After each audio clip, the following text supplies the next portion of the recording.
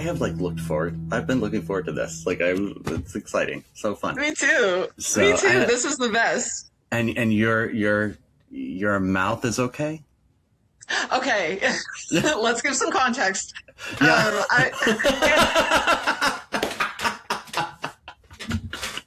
I went to the dentist this morning and I told Matthew, I'm like, I might not, we might have to push it back a little bit. I don't know if I'm going to get anesthesia. And unfortunately I didn't, but I was like, I'm going to tell Matthew my whole dental journey. I'm not, but the moral of the story is in college, I was on Accutane and also antibiotics of some sort for my skin, obviously, which were great for my skin, but then it like sucked the calcium out of my teeth. And I had this line overnight, like in my front teeth, that people go, did you get a retainer? Did you get braces? Oh, I guess not. And I'm like, fuck. And so my mom, being the Southern Baptist wife, pastor's wife, whatever that she is, she's like, this is unacceptable, and got the dentist from our church to do it for free, like capped all my front teeth, which was great, except they have to be replaced every 10 years. And that shit ain't cheap. And I'm just like, I don't want it to have to pay money for, you know what I mean? It's just like the worst. No, I hate you. I hate paying money for grown-up things. Like, that's not fun. Health stuff, art stuff, computer stuff. And I think we're officially grown up, Stephanie. I think. Why do I not feel that way? I'm 51. I mean, I should. Yeah, no, I'm 52. Like I should feel. Are you? I thought I was older than you. No, you're a year younger. I just, like it's having to do all the grown up stuff. But I mean, I guess it's time. I don't know. Is it because we're Gen X? Is that part of it? I wonder. Yeah, but although there's a lot of Gen X that have gone the way of MAGA. Like, I mean, there's a whole that because I see all that on the internet. Like, I mean, it's I can't tell if it's a personality thing or generational thing, but I think about that all the time. I'm like, okay, why are some people fun and why are some people not? Yeah, is it astrology? Do you ever have moments where you're like, because you were raised in a very sheltered experience, that you kind of feel like a millennial? Only because I was so sheltered in the 80s that I didn't experience any of the popular culture. I mean, like like bits and pieces, like the low hanging fruit kind of thing. I mean, but for the most part, I didn't like really grow up like from a cultural standpoint and from like just experiencing movies and music and until the 90s. So I always like think of the 90s as my decade. Yes. I had to sleuth so hard to get to see movies like any movie that was PG, I was not allowed to see at age like 13. And so when my cool cousins from Florida, these older guy cousins that I had, that they're like, let's go see Big. This is like in '88. The Tom Hanks movie Big, which is great, right? Yeah. But I'm like, we have to tell my mom that we're seeing Snow White and we're going to have to leave in the middle of the movie. And, they're like, your mom's crazy. I'm like, they're both crazy. Let's not just say it's just my mom. But they were kind of like, we're Catholic. And I wasn't allowed to go to the theater. Oh, God. Yeah. So, I mean, I didn't see my first movie in a theater until 1993. I was 19. Bless your sweetheart. Okay. Were you homeschooled? No, I was raised I was raised in an independent fundamental Baptist church, but we had a school that was connected to it. So it was basically like my whole life, other than Saturdays, was this church building that also there eventually was a school building too, but it was for a while the same building. Like my whole life was there. And I was like I started in this Christian school at first grade. And I was the very first class to graduate all 12 years, except kindergarten in that school. Is it still going, that school? Yeah, it is. Oh, yeah. Yeah. But what's so crazy is I had to, I was not the valedictorian. There was only 4 people in my graduating class. Okay. I was going to ask how big was this school? and I was, you weren't the valedictorian. I was the salutatorian. Not that we really counted, but I was. And honestly, I won't. The people that were below me, or like in 3 and 4, like honestly, they probably shouldn't have graduated, but they were literally just being pushed through just to get them to go. But I actually did get the most Christ-like award that year for. Stop it right now. Were you given a trophy? Oh, I was. Do you have a plaque or anything? I had a plaque. Yeah, you better. Why is that not right behind you on your background right now?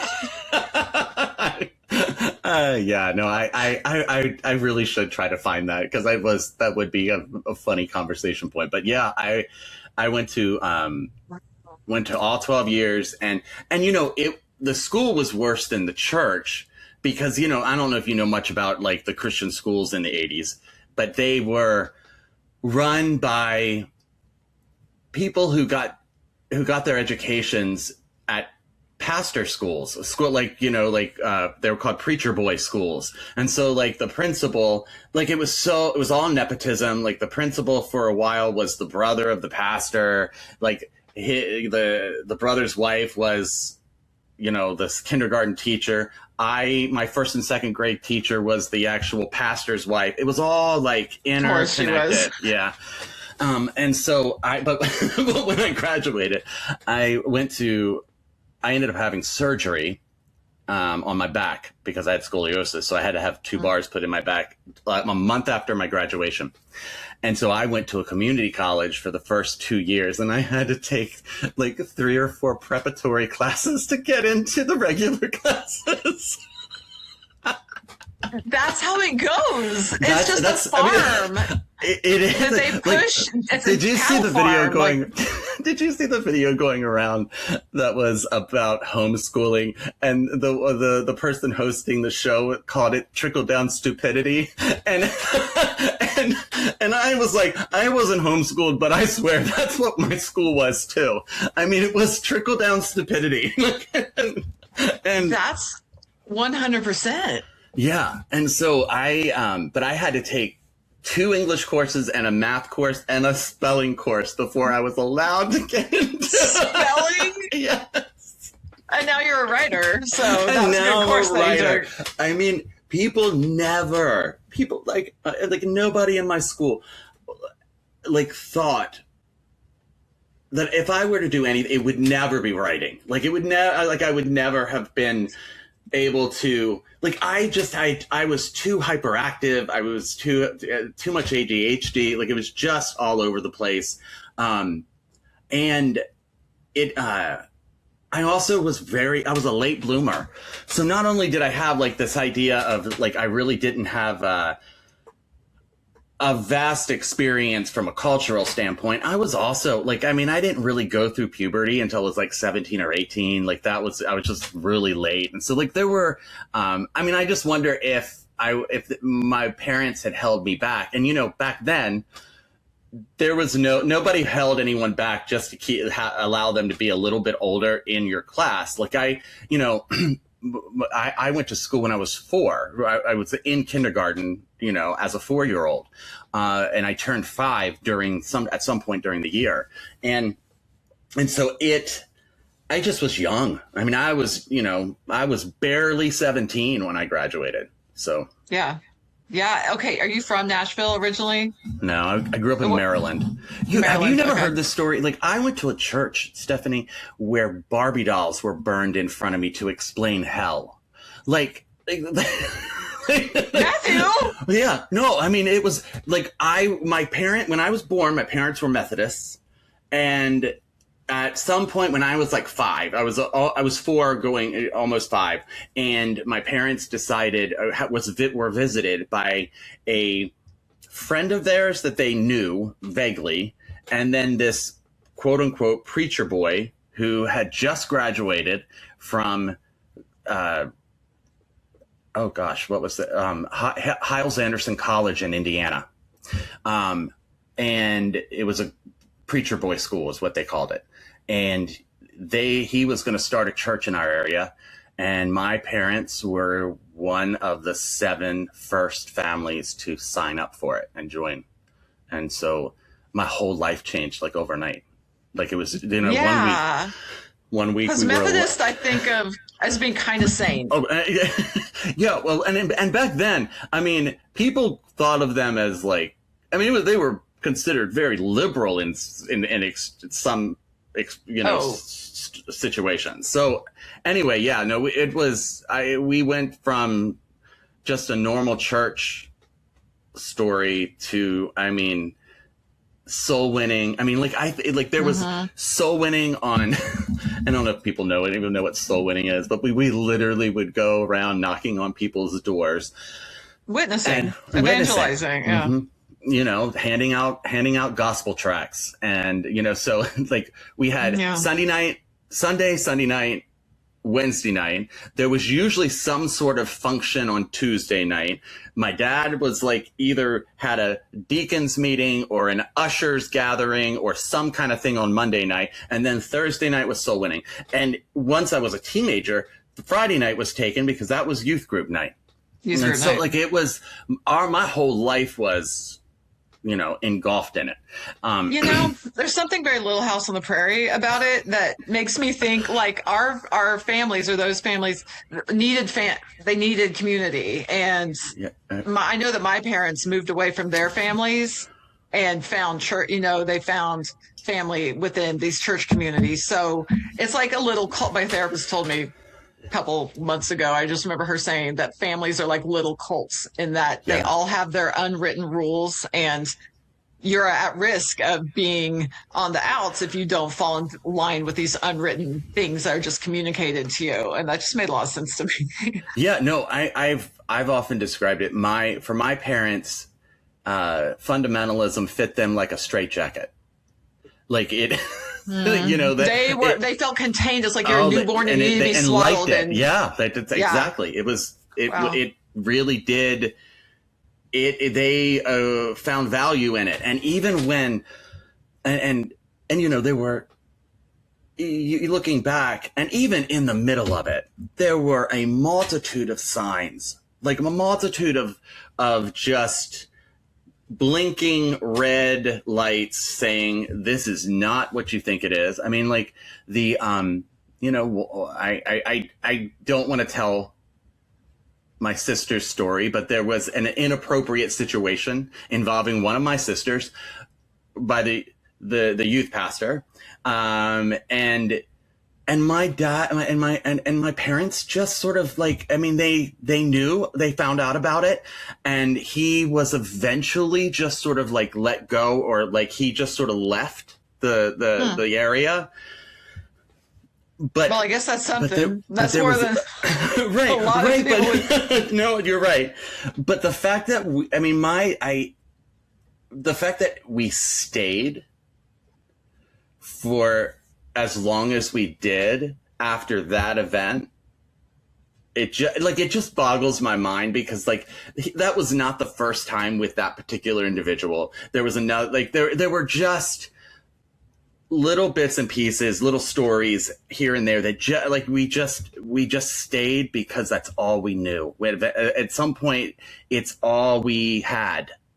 And when my parents ended up leaving that church when I had actually gone to Belmont University in Nashville. And so I was majoring in music business. And it was during that time that my parents finally decided they were going to leave. And, I remember I think we ended up leaving with like 4 or 5 other families. And of course, those 4 or 5 other families started to hang out, and they thought that they should start another church. There's what else are you going to do? Like, what else are you going to do? They don't know how to be normal. You don't know how to. You don't know what to do on Sundays. Like, you don't know what to do on Sundays if you're not somewhere in hearing something that is involving the Bible. And, of course, it has to be a certain kind of something for my family anyway. Anyway, Sure. so like they ended up starting a church, and I was home when the pastor, when they were voting on the new pastor for their new church. Okay. And I had come home from college, and I was already starting to experiment with Calvinism. So that's around when I was experimenting with Calvinism as well. That's what you did. 4 points or 5 points? I don't know about all these points, but 4 of them sound okay. The 4 of them were.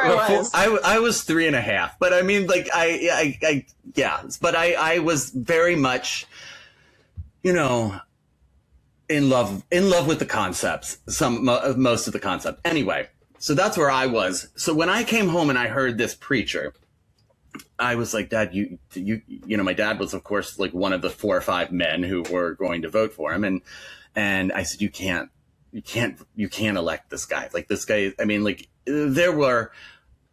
he had made commentary that more than suggested he was racist, that he was, a biblical literalist, to the point that, like, he believed in the concept that where the original text differs from the King James Version, the original text should be changed. So he came from an understanding that the Holy Spirit came back in the years leading up to 1611 and reinterpreted the scriptures to the scholars that created the King James Version. And it was the only perfect Bible. I mean, it was just like, it was weird stuff. And then he was a follower of a guy by the name of Peter Ruckman, who was a pretty popular fundamentalist in the 80s and then early 90s. And all of the churches that he helped found are small Baptist churches, and only white people. And so, and I had somebody had warned me, like, it was, I caught wind of that information, and I gave that to my father. Anyway, long story short, they ended up electing the guy. And within 3.5 years, my family, along with a couple other families, were voted out of that church. For good reasons? Or no. Like, I mean, it was just because the guy was a jerk. I mean, the guy was terrible.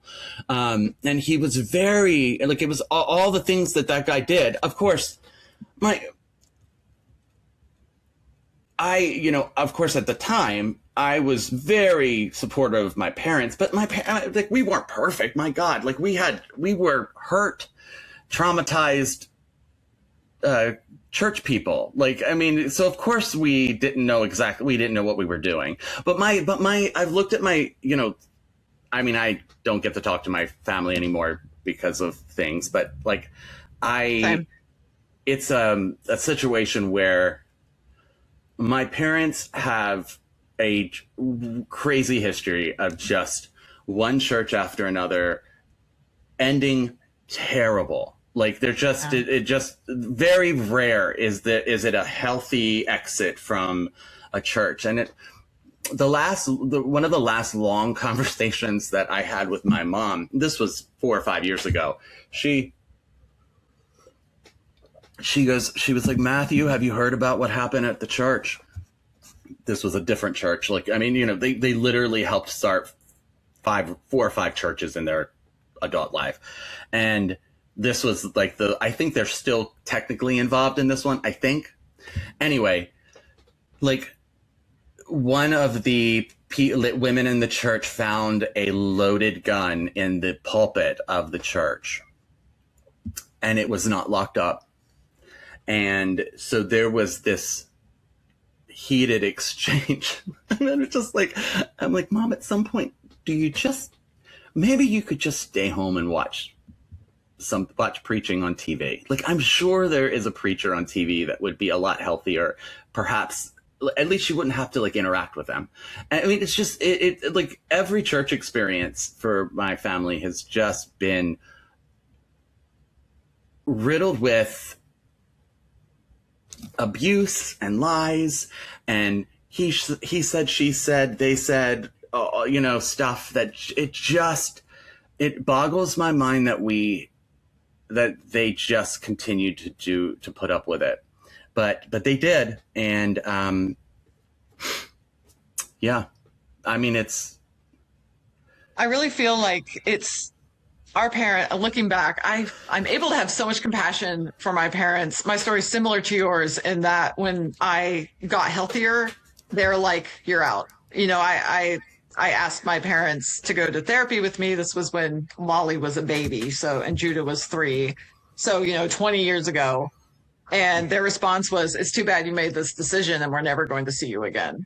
When I just asked them to go to therapy, and we CC'd our Presbyterian pastor on it, you know, David saw, you know, and I was so grateful those people saw my response they gave, because they're so image conscious that they would never show that side, because people are like, your parents are great. And now I'm like, see what I'm dealing with behind closed doors, but I'm able to see that they found the church cult, whatever it is, they found that out of their own trauma. They're looking for family. There's no healthy guidelines. They don't have boundaries because they've been threatened with getting their community pulled away from them if they individuate, you know? So they're just doing what was done to them. Not to say there's not a ton of grief. But I'm finally able to have some compassion. And I know you do too. And I'm not trying to say you should, but like my whole family,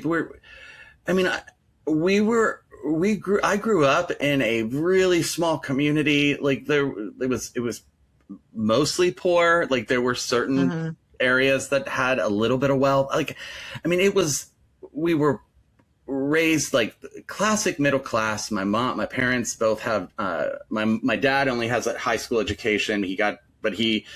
He like worked for the government for a long enough to where he like was able to like, you know, move up. My mom was a psychiatric nurse. Oh, wow. And so she saw some shit. Yeah. Yes, she did. Yes. So everything at church seemed normal compared to her job. Yeah. So it was just, I've always said that the school was worse than the church, because the school, I think I was trying to get to someplace early on in our conversation when I was talking about the teachers, because the school was where adults mandated the rules of the church over kids. I mean, I saw kids slammed up against walls. I mean, corporal punishment within our school happened all the time. You know, it was. I would hear you would hear ladies like gossiping about, you know, the culottes, the long shorts that the girls were wearing on the basketball court. Like, it was just like, I remember watching, I mean, like every couple months we would have all the girls in the school would have to line up and then kneel down on the floor and get their dresses measured. Can you give me 1 second? Hey, Zelda, stop! That's my dog. There's the pull quote for the episode. Yes, there it is. Anyway, so it was just it was like it was all I knew. I didn't know that this was weird until I went to community college, and like I met atheists and other people who were, you know, pro-abortion. Who enjoyed their lives. Like, and were happy. They were nice. They were like, and it kind of messed me up a little bit. I mean, it didn't change me at that point, but it messed me up, and it made me wonder,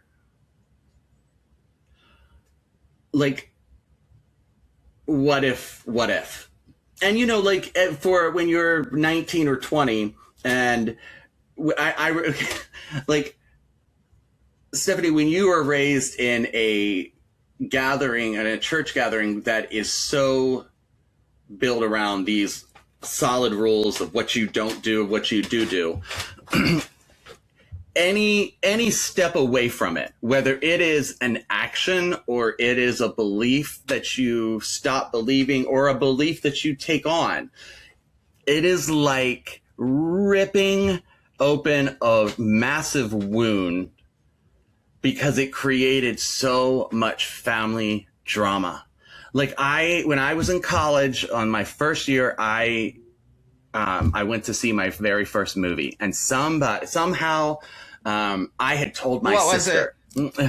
Robin Hood, Men in Tights. Oh, Men in Tights? That must have blown your mind. You're like, what is going on? What is going on? But I was with a group of people who I loved, and it was fun. It was so great. And I felt so naughty. And so it's so stupid looking back. But I told my sister that I did this, and it ends up getting back to my parents. Of course. And I mean, you would have thought that I'd overdosed. I mean, my mom was crying. Yeah. And I mean, where does it end, Matthew? Where does it end? Where do you maybe with the real Robin Hood? Okay, so you went to this movie. Are you what's going to stop you from going to a movie that has, blatant sex in it? What's going to do that? Nothing. I don't know. Exactly. But because I had such an unhealthy relationship with popular culture, or I knew all the things I wasn't supposed to do. I didn't attach myself to the why. And so I just started keeping really good secrets. It taught me. I knew exactly what I should say, how much to reveal of myself to who.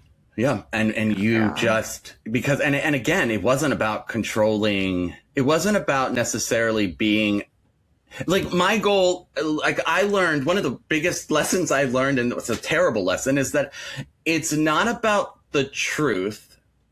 It's about controlling somebody's perspective of what your truth is. Isn't that such evangelicalism in a nutshell? Oh, totally. Yeah. And that was the only way to survive. Anybody who told the truth, they would get voted out or kicked out or pushed out, or their lives would become a living hell. It was almost there was very little in between. Yeah. Yeah. It's all about control, because knowing now and however much therapy I've had constant in the last 20 years has shown me when people feel out of control, they become controlling. They are able to, and I think that comes from us not being trained to trust our intuition. Our intuition was a threat to our parents, our families, church, the establishment. So if you go thinking for yourself, you are lethal to our little world we've created. Yeah. And everything was a problem. Everything was a threat to our way of life. And people, places, things, it really didn't, you get to a place where you're so unhealthy, you can make anything into a threat. And I think that's there's aspects of fundamentalism that, yes, we have the rules and the conservative, dogmatic doctrines and all that stuff, and the unhealthy perspectives about women, but there were just basic relational things that probably messed me up more than anything, just the desire for people's affirmation. When I wasn't able, I was the kid who could make everybody like me. And when I wasn't able to get that person, or to feel like I could get that person to like me, I would become fanatical or crazy about it. And so when I was out on my own, I when things would go wrong, when things didn't work out the way I thought they were supposed to work out, I did not know how to handle it. Like I just, I flipped out. And so like it was, you know, and then you meet people who are, you meet people who believe in Jesus, but they have a different perspective on some things. And I mean, Stephanie, I didn't know how to disagree with them. I didn't know how I just knew how to project my opinion and how I wanted them to feel about themselves by what I said and what I didn't say and how I acted and whatever. And so it took some really gracious people to deal with my bullshit. Well, they probably saw that you didn't have the resources. You weren't ever, it wasn't modeled for you. People didn't say, how was your day? How do you feel? What is your honest feeling? You know, that was not modeled for us. We, by the grace of God, the grace of whoever. FaceTime video. Aw. How's Adeline? Yeah, no, she's at the beach, so she is fine. Sweetheart. She's so precious. She's such a good singer. I love you posting all this stuff about her. She is everything. Like, she's just so much light, and like she's my, yeah. She's everything. Like, I mean, and you know, it's funny because I often talk about the whole, like, having kids is what even at a time when I thought that I had like healed from all of the garbage that came from being raised in independent fundamentalism, and then moving on to Calvinism, and then moving on to evangelicalism, and then moving on to like some other variations, but all the things, all the layers, even when I thought that I had gotten to a place where I was going to be okay, when you have kids, it all comes out again. Like all those fears, all those, like, what ifs. Like, Stephanie, I remember when Jessica was pregnant, we informed our parents that we were not going to be spanking our kids. That was, and it was because I had seen firsthand how my sisters, how it evolved in their life.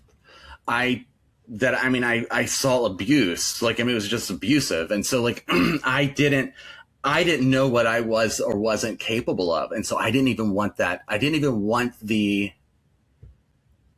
possibility. And so that was one of the reasons. The other reason I thought that, you know, didn't think we needed it.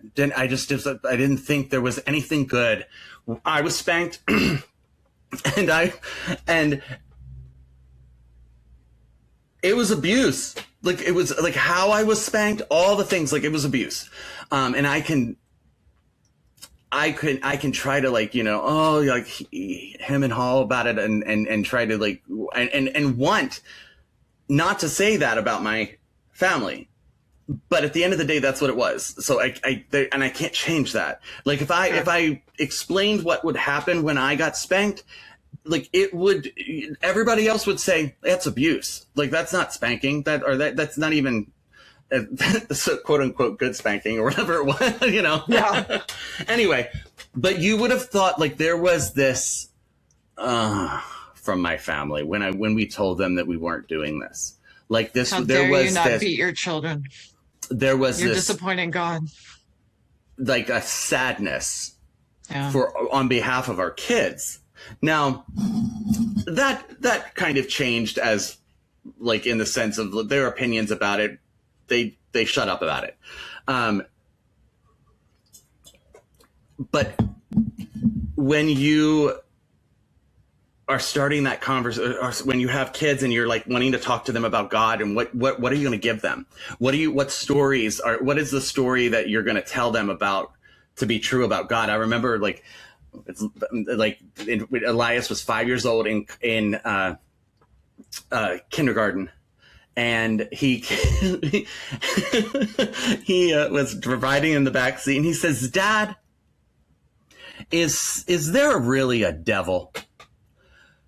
And I'm like God coming into the Garden of Eden. Who told you you were naked? You know, who told you that there was a devil? You know, and I, you know, and so I realized then that all of these things that I was dealing with were more of my junk.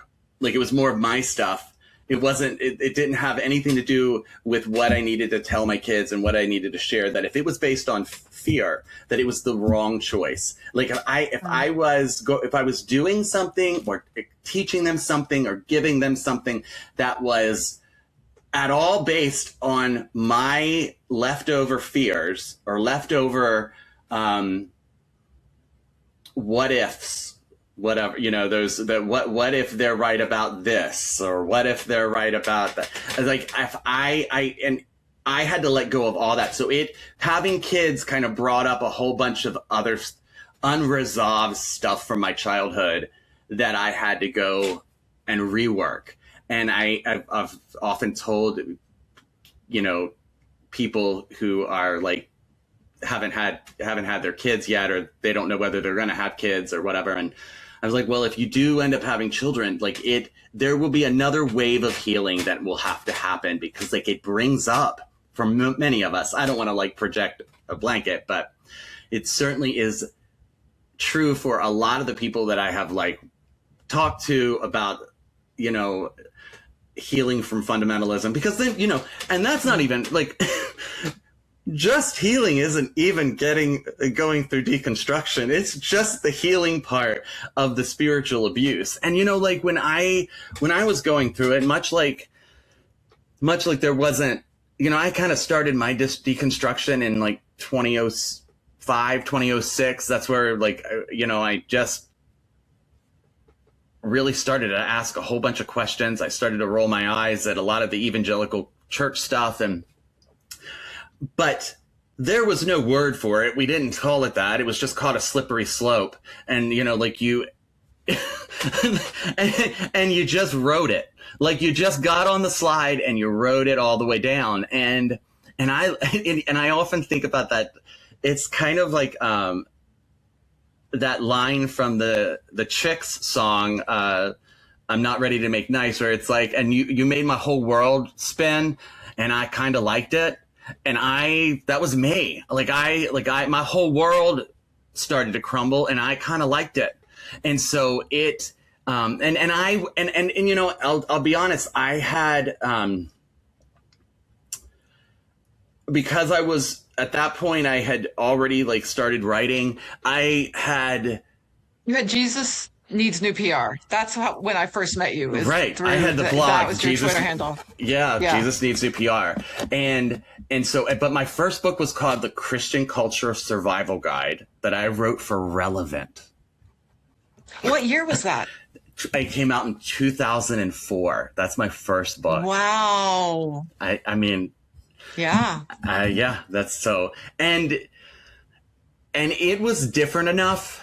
Like, I go back and I read it now, and it's terrible. Like, the writing is terrible. Like, I'm so embarrassed by it, but like, but it was different enough at the time that it opened doors for me to do other writing within that culture.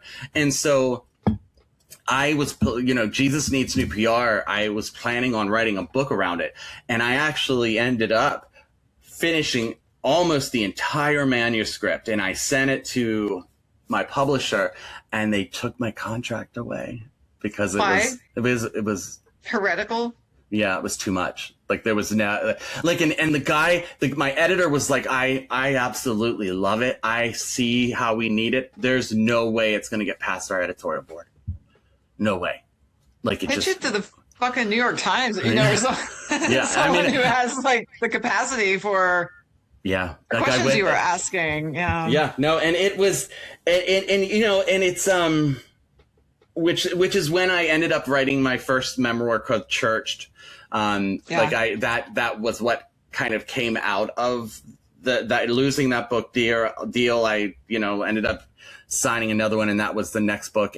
But, you know, it's from a writer standpoint, like, humor, like, I wasn't the type of writer who I've never told people how to think. I've told people how our thinking as a culture or our thinking as a church is wrong or dangerous or mean or hate filled or whatever. I've done that kind of thing. But as far as like getting up in front of a bunch of kids, and using my story to tell them like, this is how it's going to be, or this is how it should be. I mean, I might have inspired some conversations, but that was not my thing. So when I would I like after I released Church, I would like went on this like, I mean, it was like a small tour around to colleges and actually read excerpts from it. And I would have kids laughing. Like, I mean, like it was, you know, at Christian colleges, they would have this, there was this joke that nobody looks at you. They have to have their butts in the seats just to get a credit. And so, but no one looks at you. So just be prepared. Well, that was never my case, because within like 45 seconds, there was a chuckle, and then each chuckle kind of gave each permission for other people to chuckle. And so like they would laugh, but because I never like, I would get chided by the leadership at least two colleges. This happened, but I would get chided by the leadership because I'm not going to get in trouble for what you said, Matthew. I'm going to get in trouble for what you didn't say. And I was like, that's so telling. Yeah, you just admitted to me that y'all are trying to engage in thought control. Right. And like it's like. We don't know what to do as a culture, church culture. We don't know what to do. We love to laugh, you know, most of us, some of us. But if we don't take that laughter, and if there's not one little subtle turn, a shift in the conversation where you take the laughter, everything we've laughed at, and we're like, but it all comes down to this. I never did that. Like I never did. Here's my point. And then go into my little. Thank God. Yeah, you did. You resisted the youth pastor, the typical pastor template, which is nauseating. You're like, you knew that you weren't interested in that. Yeah. And Stephanie, I remember I went on tour. You probably haven't. There was a Christian band called The Afters. Did you ever hear of that band? Okay, there was a Christian band called The Afters. And in 2007, I was an opening act for the tour, where I did a 15 to 20 minute reading of stories. And one of the stories I read was my father giving me the sex talk, and me my brain going like overload, you know, because every time my dad said the word penis, number one. And so there would be this like moment in the story where I was like, my dad would say penis, and it was like a bomb going off. Penis, boom, penis, boom. Well, there was one, I was at a school in Minneapolis. I'll never forget it. I was going through that story, and I saw a mom who had brought her kids to this show, and literally, as I started to say the word penis, she starts shooing her kids out the door. Okay. I mean, and so the word penis became a secondary bomb for the kids. Like, it was because literally there was one point where her little girl, and she was probably 11 or 12, you know, but she like literally turned around and looked at me like it was the apocalypse coming after her. But like I would tell that story, and because after that talk, for a good while, I thought that women had fajitas, and that's a true story. So, did your parents do the Dobson road trip sex talk thing for preparing for adolescence? Because my mom did. My mom took me to Tulsa. We lived in Fayetteville, Arkansas, and like it was a 2-hour drive to Tulsa. And all the way there, we had to listen to the tape. I'm like, can I please listen to Amy Grant Unguarded? She's like, okay, well, listen to an hour of Dr. Dobson, then you can listen to Unguarded. And I just remember feeling like I had left my body and was like hovering over the car while we were listening to him talking about the way that he said intercourse like millions of times, I'm just like, this isn't happening. This, I was just malfunctioning in the passenger seat, and it was the worst day of my life. See, that's the thing with our first church. We were not like we didn't have any connections to like outside evangelicalism. Everything was either like everything that we kind of consumed was all independent fundamental Baptist. It was in-house, like in-house or in, and we didn't like, there was an independent church. Every church was independent, but there was a conglomerate of these churches throughout, like, and it was a huge denomination at the time. It was huge. They didn't call themselves a denomination, but that's what it was. Anyway, the denomination had people who would come around and talk about rock music. And so that's who they weren't famous in the evangelical world because we would have, like, my parents would have like thought that Dobson was liberal. That's, okay. I mean, yeah. Like Jerry Falwell was liberal in my church. He baptized school. My mom. No way. Tell everyone that. Yeah. I mean, feel honestly like that was like the beginning of all the bad things that ever came afterwards. Kind of like a satanic sort of encounter. Yeah. Yep. Sorry, I totally interrupted you. No. Jerry Falwell would have been liberal to your independent denomination. We used to call Liberty University liberal university at my school. Like my nieces go there. And it only takes a my nieces go GPA there, or they just there. graduated.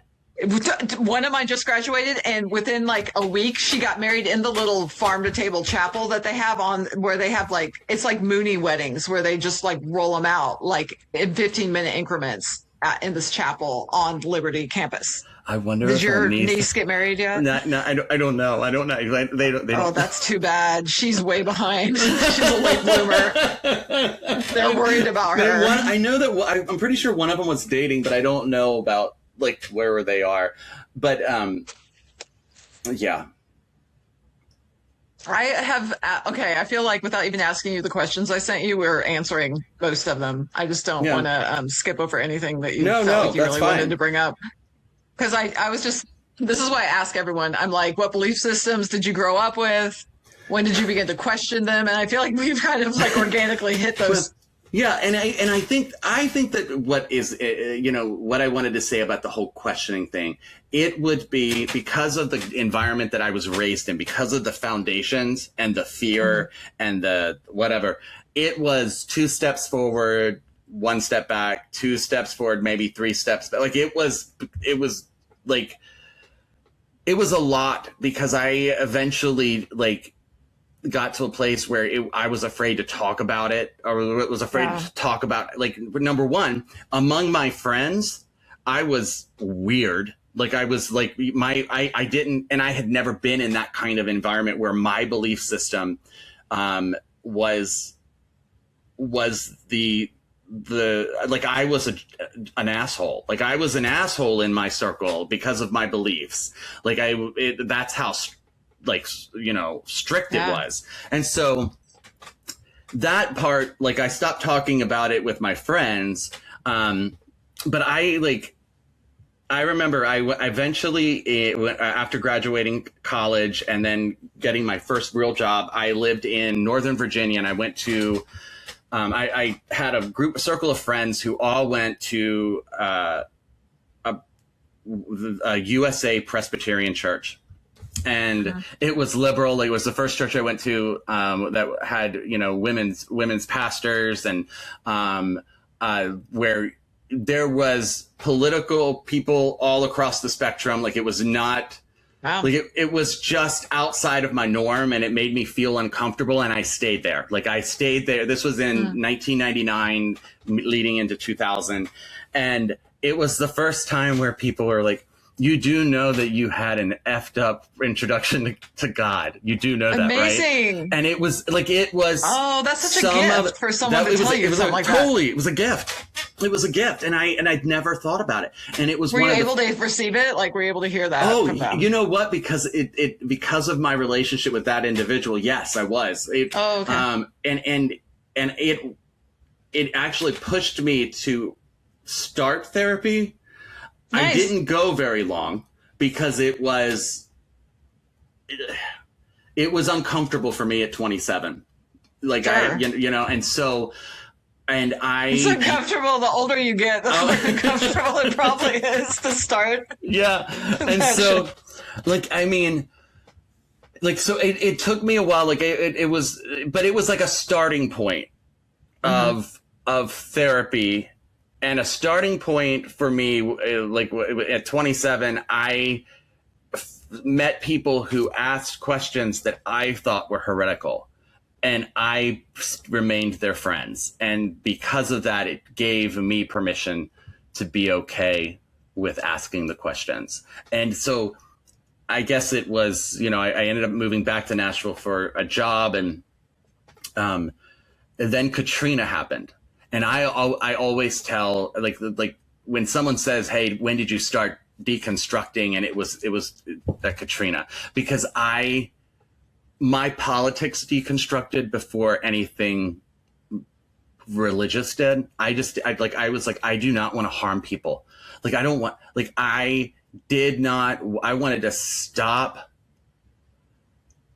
voting for people who, I was a conservative from a political standpoint. I voted for Bush both times because I was convinced that his approach to compassionate conservatism, like that whole spirit of compassion, I believed it. And I thought, well, if you're going to be conservative, like, why not be compassionate with it? Like, that made sense to me. But Katrina, and seeing how that compassion was given to white people and not black people, and it was given to people who were in, middle,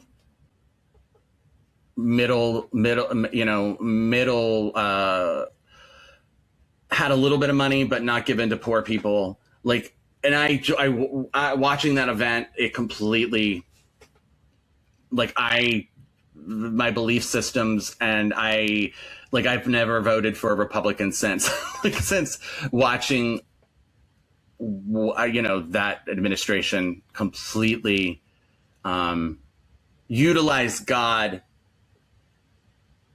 in their messaging and not live it out in any way, shape, or form in how they projected or gave or handed out help. And then just, it was life-changing for me. And so, like, that was the beginning. And thankfully I had, because I was a writer, I had people around me who were okay with having these really different conversations. And so I remember going into, like, I went through I guess I'm probably there too, that if Jesus is real, that if Jesus if Jesus redeems us, he either redeems all of us, or it doesn't make sense to me. Like, why go through all that and not redeem? And I know that it flies in the face of, like, to me, I would rather overthink grace, and if I'm wrong, okay, I'm wrong. One of your questions was, how do you sit with the uncertainty? And I feel like my uncertainty is my faith now. Like, yes, I'm nothing but uncertain. Like, I would never tell you what you should interpret something, but all I know is how I've interpreted things. Right. And I don't even really talk about that, because I don't think there's a ton of people who have the capacity to be able to truly hear and not feel like I'm thinking you should have my experience. It's like, absolutely. Okay, I just, yeah. And I think that's why I'm drawn to you, because that's your posture. It's like, you just want to listen, and you want to yap. I want to yap, but I want to yap, but I want to be yapped at, and I want to question everything. 4s, right? Yes. I'm an Enneagram 4. Because it's not worth it. Yeah. Enneagram 4 with ADHD and CPTSD. And a Scorpio. I was going to ask, do you know any more about your big 3 astrologically? I don't. I just know that Scorpio is out there. And so when Scorpio's deeply emotional. Right. And sentimental. And you remember everything. Like when after coming out and losing my relationship with my parents, like, even though I know that I am healthier in my current state and I am happier, and my life turned on again. Like before coming out, I walked around in a cloud. Like it was like it was like living in a constant fog. It wasn't like everything was unhappy. It wasn't like everything was terrible. I enjoyed my life, but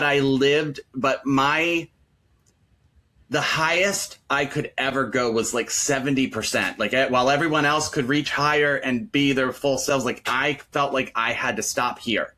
And so it was like living in a fog. And after coming out publicly, it was hell. Like, I was so scared and so nervous, and I had done so much work, and I had just started my work. Like,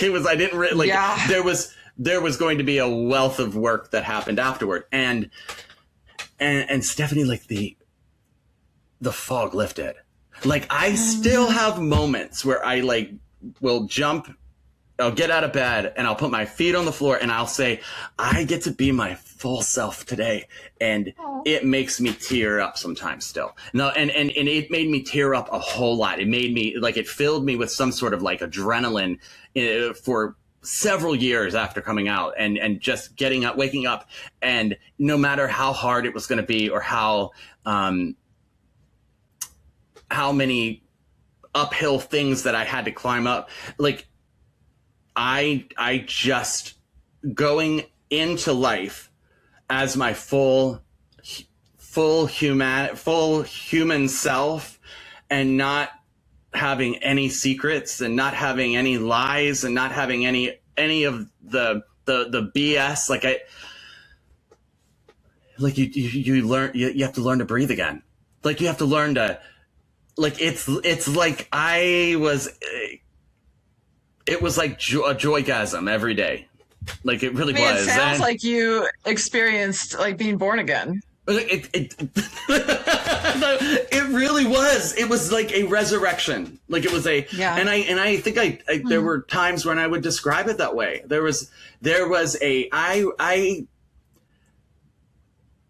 My kids told me that I acted different.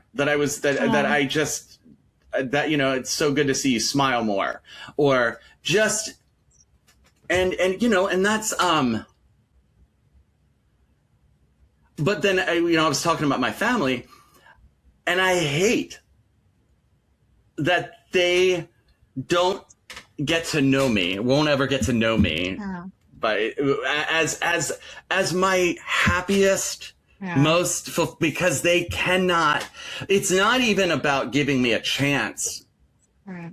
Okay, it's about them refusing to even go there. Like, they don't have the capacity, like I'm picturing like shelves in a library, and a whole new shipment of books came in, and there's no place for that information to go. Totally. And it's tragic. It is. Like, my sister, my youngest sister, and I were, like, we disagreed on a whole bunch of things prior to coming out, but we were really close. Like, she would visit, like, I would visit her. Like, we talked several times a month. Like, we had the closest relationship of the siblings at that time. And she ended up being the most unkind. And it still breaks my heart. Of course. Like, it still hurts that. Because it's, I know that, listen, I have lots of chosen family, but there are aspects of your childhood, the good, the bad, the funny, the absolutely hilarious, the weird, that you can only talk about, that you can only connect with the people who you grew up with.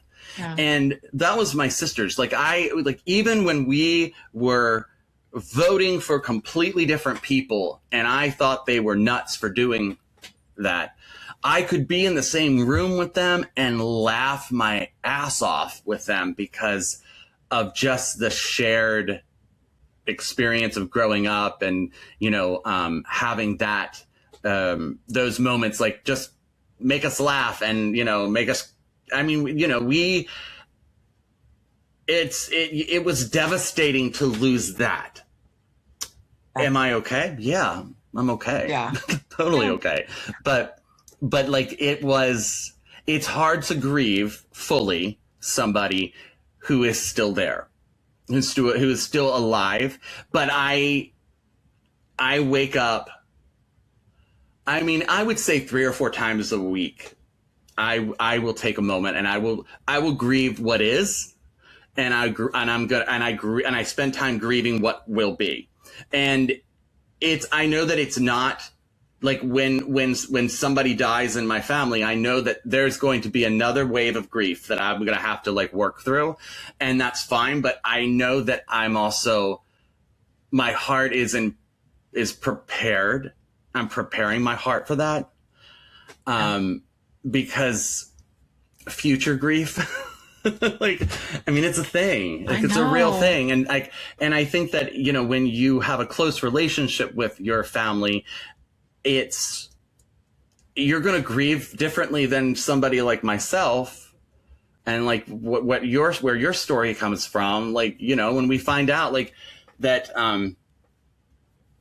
it's like, I think, I don't know if it was from it was something that you put on the internet or somebody in that circle, in your circle of people, maybe. But I remember them saying it was like, it's my parents wake up every day and choose the Bible or their understanding of the Bible over me. And they don't know how to do anything else. And I know that. That's okay. My Substack is named "When Your Parents Love Their Religion More Than They Love You." Maybe that is it then. I'm sure that a lot of people have said they choose the Bible over me. Yeah, because they have control over their interpretation of the Bible. Yeah. And I'm just so grateful that we have learned from that how to break that cycle with our kids. Like, our kids will never know what that is like. Yeah. No. They will. We broke it. We broke it. Like, my kids ask questions at 14, 15, 16, and 17 that I didn't have any capacity for asking until I was 35, 40. Yeah. And I was like, I don't know. But you know what? Mm-hmm. Check it out, look into it if you want to. If you don't, that's okay too. But like, it's, yes. Isn't that beautiful? It's a beautiful thing. And to be able to say that without fear, like to say that, like, without this being like, because like, that's what I handed my parents a time bomb when I came out. Like, it was, I know what I did. I did not have any, like, I think, Jessica did. Jessica believed that they would come around, that their love for me would be really? Like, but she was raised Catholic, or she was raised in a different environment. And so, like, I didn't know that. Yeah. Wow, she has no spiritual church baggage. Okay. And so, amazing. Like, to not have that, it's really wild to be like, there is a little bit of, she constantly sees the glass half full, I think, when it comes to my stuff. And she believed that. And she believed that they would come around and my parents would, be okay eventually. That they would get upset and but it would be okay. And I knew that it would. Like, I knew because of just, my parents, I gave them their worst nightmare. This was their worst nightmare. Yeah. Having their only son turn out to be a homosexual. Their only begotten son. Yes, and you know what? I'm like, it's one of those things where I've done the work. I did a like a 7-day therapy retreat where I had a therapist who her name was Sharifai too, and she was just. I mean, I could talk about her. I won't. I could talk about her for forever, but she was amazing. Anyway, I did a lot of inner child work during that week, and one of the things that I wanted to do is I wanted to give my shame. I wanted to give my father's shame back to him. Oh, and so I had people stand in, and I went through the actions, and I'm like, I'm giving this back to you because your belief in who I am being an abomination, that is your shame to carry. It's not mine. And and so if anyone is like, the one thing that I will say is that inner child work has radically allowed me to heal, not only like in the here and now, but I used the work that I did with the inner child work to help me become okay in almost any like wild circumstance. Like the other day, and then not the other day, this was like a year or so ago, I was anxious in my dating relationship, and it was a situation where I knew that it was my brain responding to something that happened when I was a child. Okay. And so I was able to Incredibly important distinction to make. So many people live their entire lives not making that. Our parents live their lives and still live their lives not making that connection. And that's why they're putting that stuff onto us. So I mean, I knew that the fear or the unsettled emotion was because I was afraid of abandonment. Like my whole, I knew that if I ever came out that I would be abandoned. And so I knew that and then not just that, but there was this constant, my parents were really big on don't go anywhere alone. Don't get taken. Don't that was a big messaging. My mom was constantly wanting us we had to call to make sure that she knew that we were okay. So I grew up in this, where she was afraid that I was going to abandon her or get taken from her. And so and then I had an experience in 8th grade where a friend of mine, my very first person I would have called my best friend, he basically I'm going to go ahead and tell the story if that's okay. So yeah, please. We sat with each other at lunch every day, and he was a new kid at school. He started mid-year, and I just thought that Mike was awesome. And I hung out with him, and I thought he was my first best friend. And I had gone 8 years without I was friendly with everybody, but I didn't have that core person. And I thought that Mike was going to be that person. And I walked into a lunchroom, and I went and got my food, and I sat down at the table. And then Mike came into the lunchroom. He went and got his food, and he sat down at a different table. And I was like, huh. So I just didn't even register. So I just got up and moved to the other table. And then the whole room erupted into laughter because they had made a bet that I would get up from my table and move over to his table because I was codependent and needy and followed him around like a puppy dog. And then every guy in the room, every guy in the class, high-fived Michael, and he was invited over to the guys' table. And oh God, I could still cry about it. I'm so sorry. Yeah.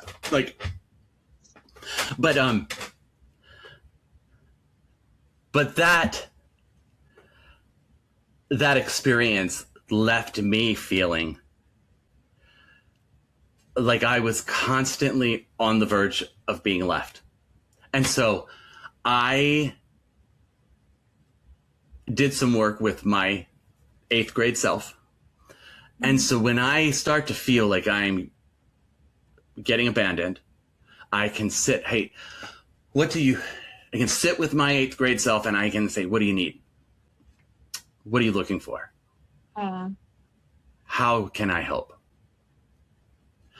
And I can breathe and I can live and I can exist in that state without going through all the various wild things that I would do to try to be okay before that. Like sending 25 text messages or calling 35 times or whatever it is. But this constant need for affirmation, I can sit and say, this is true. And you're going to help me. And like Sharifai too was like, you welcome your child into your story and you hold their hand and you walk through it together and you sit with each other and you ask, what can I do to help you feel okay in this moment right now? And that work that I did has just drastically changed my ability to function. Like, I mean, it's just like, without like, I'm definitely emotional, and I have days when I cry and, sad, but I also have days when it's, when there's just pure joy. I'm like a joy that is like, it's joy, like that whatever that I got the joy down in my, like that is like actually meaningfully true for me. In moments. I mean, that's heaven. That's heaven. We don't have to wait for heaven. Like, I really believe that heaven is here and hell is here on earth, Yes, and it is. The fact that our parents were trying to save us from hell, I feel like our parents are living in the deepest hell because they're not speaking to their children. Mm-hmm. What's worse? They're not in communication with their grandchildren. What deeper hell is that? And that's just the great irony in them trying to save us from that. But it's heaven not to be worried about that for our kids, for me to be like, what do you think? Like, what are you feeling? Well, and that inner child work is huge.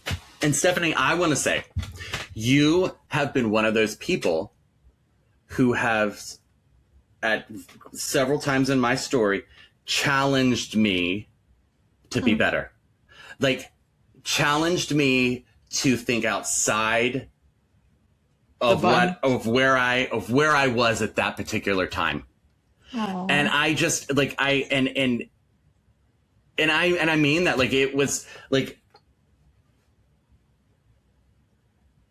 you have been one of those people who have just said, I'm not okay with this this thing that you're projecting right now. And and because I care about you, because I don't want to harm people. Like, I don't want to harm people.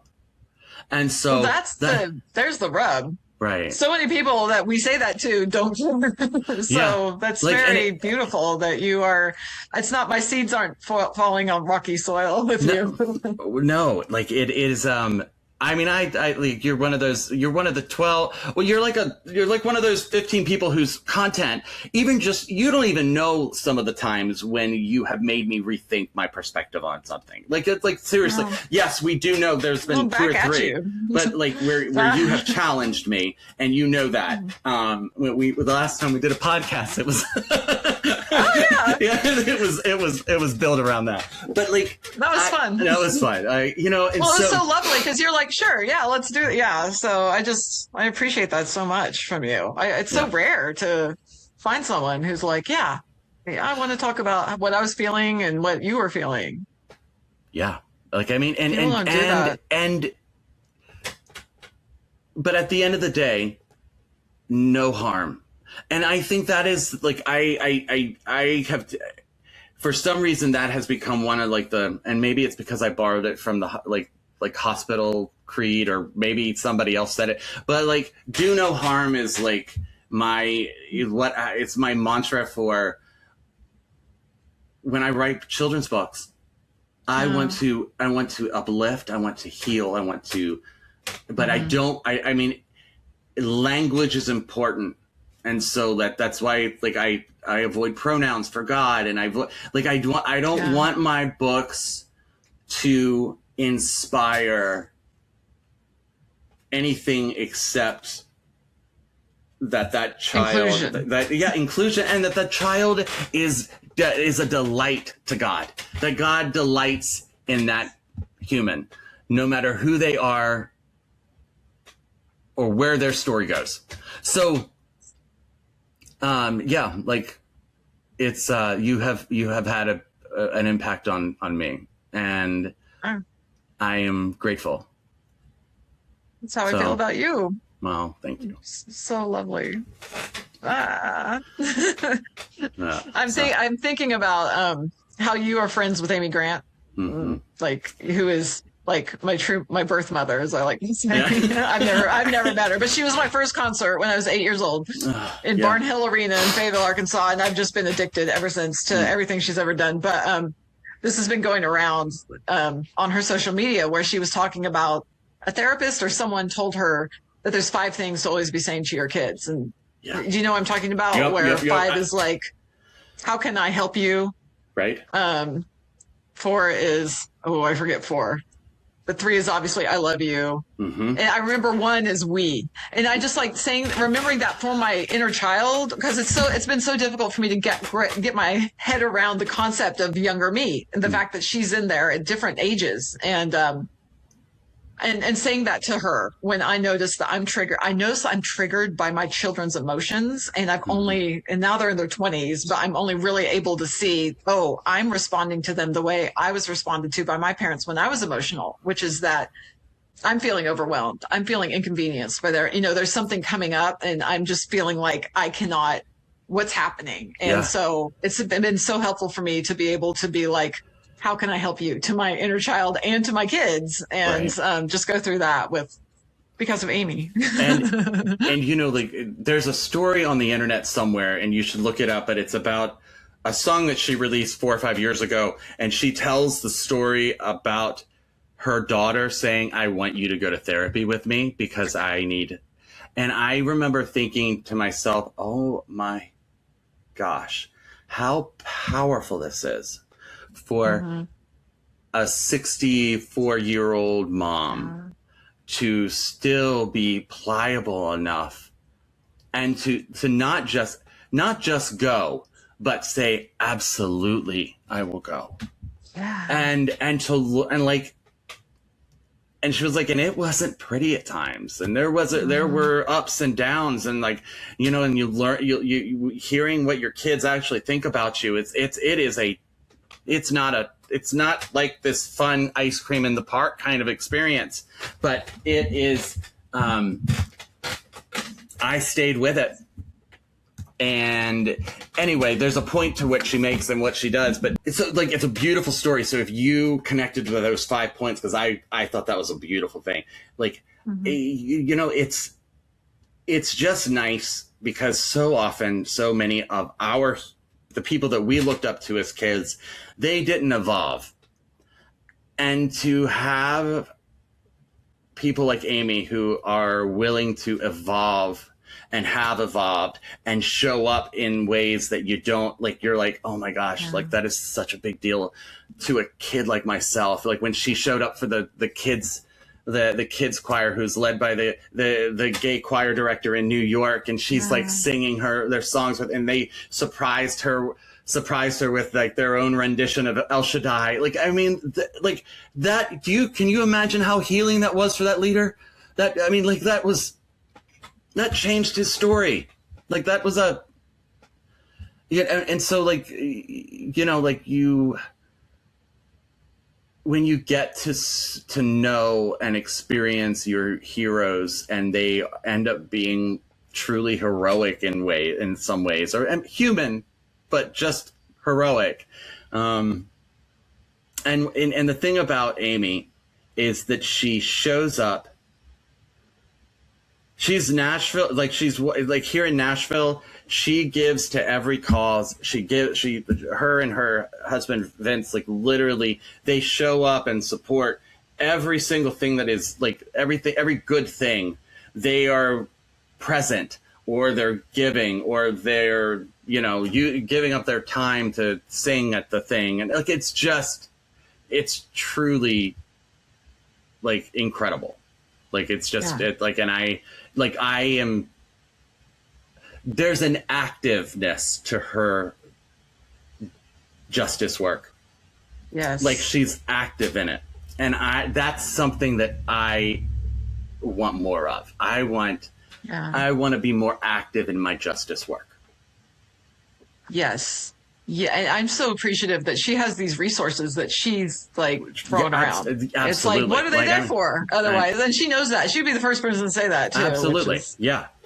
Like, I went out to see her Christmas show in Kansas City. I flew all the way from Seattle to see her in Kansas City a couple of years ago. But Michael Tate came out on stage, and of course, this was before. But I was like,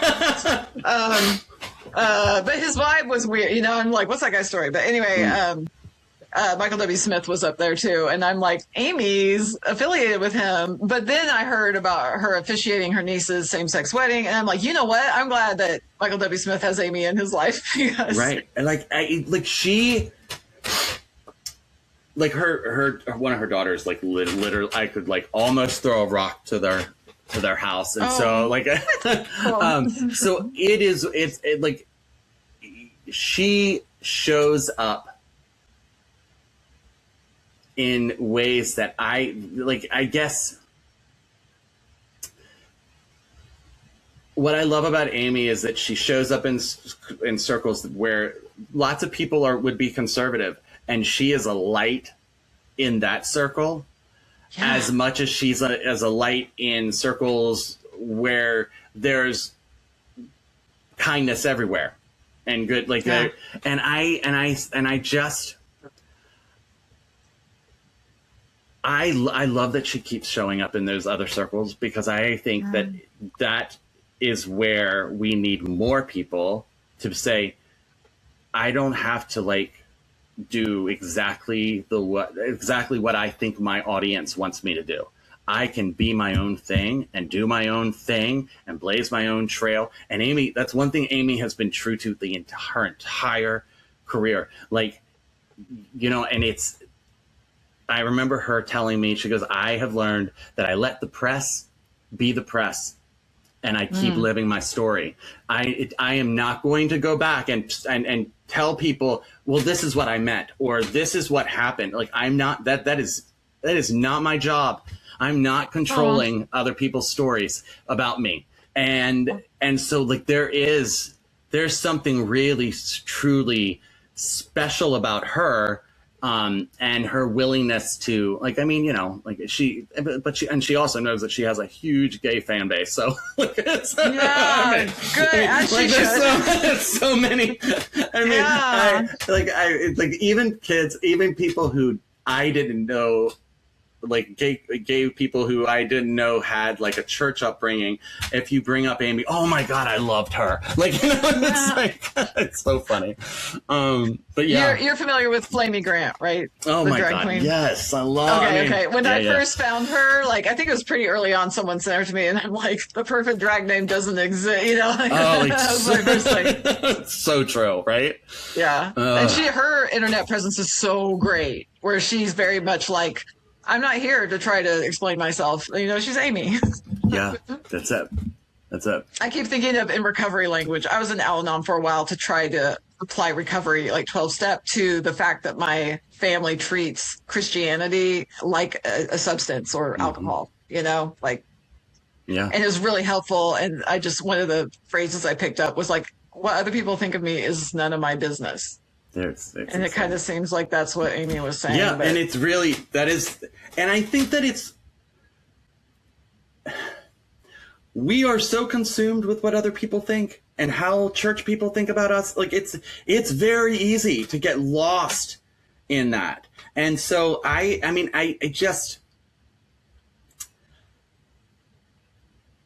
I think that it's very important for us to keep showing up I still show up in certain circles where don't know for a fact that I'm 100% accepted as a gay man, and I don't care. Like, it's fun. It's fun to get to a place where you don't have to feel consumed with checking in on what that person thinks. Let me tell you what I think. That's what I'm going to know. But like, it's just healthy. And so, but before we go, I want to say this, Stephanie.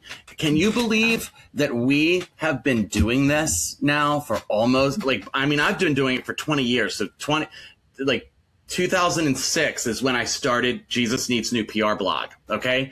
2008 is when I started Stuff Christian Culture Likes. So it was, I remember, and it's so funny, John Acuff came up with he did the whole Stuff Christians Like things. I hadn't seen his. Right. No, I'm not bringing that up. I'm bringing up the fact that he and I started stuffchristianslike.blogspot.com. His had a different spelling like yours, and I ended up because he was doing it way better than me, and I ended up giving him the blog spot so he could have that. But it's a small little world that we were all in. It is. And so, but we have been doing that, the Mark Driscoll work. Yes. And that's right. It's been years. And I hope that your work is one of the reasons, you're a part of the group of people whose work is inspiring this latest movement of people having freedom to get out and be themselves and speak up and be inspired. So just know that you're you're a light in that, and you're a part of that. And so you're, I don't want to say that we're all we're like the old people in this deconstruction movement, but we are, hopefully, I just remember that we had to deal with a whole bunch of BS from people, and now there are a whole lot of people speaking out, way more than there used to be, and we helped make that. We helped pave that. We helped pave that path. Not that it, in different ways, but just know that you're a part of that. And I just wanted to commend you for that, because I think that it's very easy to get down on ourselves when the evil rises up again. Yeah. It seems formidable, but it's not. Sometimes the evil resurrects way faster than the good resurrects.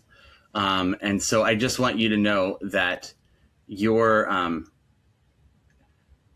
I know you use humor, and you've always used satire, and you have had way more guts than I.